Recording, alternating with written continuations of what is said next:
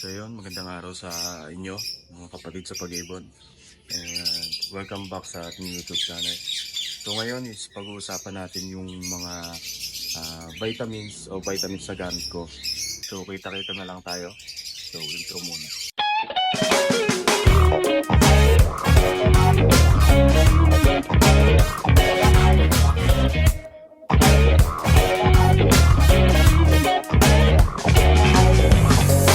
So ayun, welcome back. So ngayon, ano nga ba yung ginagamit kong vitamins? So ang ginagamit kong vitamins ngayon is yung Biopets, prebiotics and probiotics ni parang JJ. So maganda naman siya. At nakita ko naman yung resulta dito sa mga alaga ko. Kahit na tag-init is nagbe-breed pa rin sila. So ngayon is papakita ko sa inyo kung paano nga ba ako magtimpla ng probiotics para sa mga to. Yan, so magtitimpla tayo ngayon ng Biopets, prebiotics and probiotics sa 3 gallons na timba.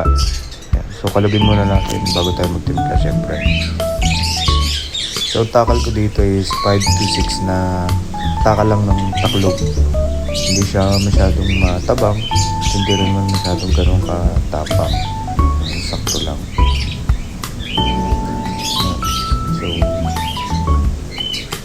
So haluin lang natin ng mabuti. So pag nakita nyo medyo malinaw pa, pwede pa kayo magdagdag ng probiotics. So ako kasi tinatansya ko na lang yung dami ng probiotics na ihahalo ko sa tubig. Pero nakalagay naman sa label ng mismong bote kung gaano kadami yung titimpla natin. So tapos na tayong magbigay ng mga painom sa ating mga alaga. Makikita nyo. So hindi ko na pinakita sa video kung paano ako magpalit ng mga tubig. Simple lang naman yun. Palitan nyo lang yung kanilang mga tubig. So yung pagbibigay ko ng probiotics is MWF. So ganun ako magbigay ng vitamins. Tatlong 3 times a week ako magbigay.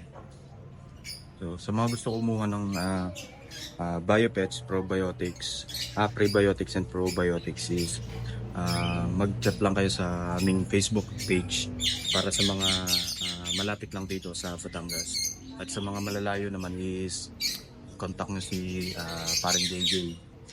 At para siya na mismo magre-rekta sa inyo sa mga supplier at authorized retailer na malapit sa kanila. Ito nga pala yung mga update sa mga minalay natin nung last week.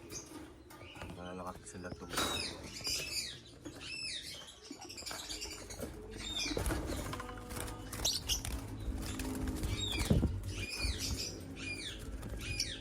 So malalakas na sila tumukha ngayon. So siguro mga ilang linggo pa is pwede na natin sila ilipat sa flight cage. So yun na lang muna sa ngayon mga kapatid sa pag-iibon. So kung may mga naiisip pa kayo mga pwede natin gawing video sa mga susunod na episode, i-comment nyo lang dito sa baba. So huwag nyo rin kakalimutan mag-like, comment, and subscribe. At i-hit nyo rin yung notification bell para sa ganun is maging updated kayo sa mga i-upload pa natin mga videos. So hanggang dito na lang. So maraming salamat sa panonood. Peace.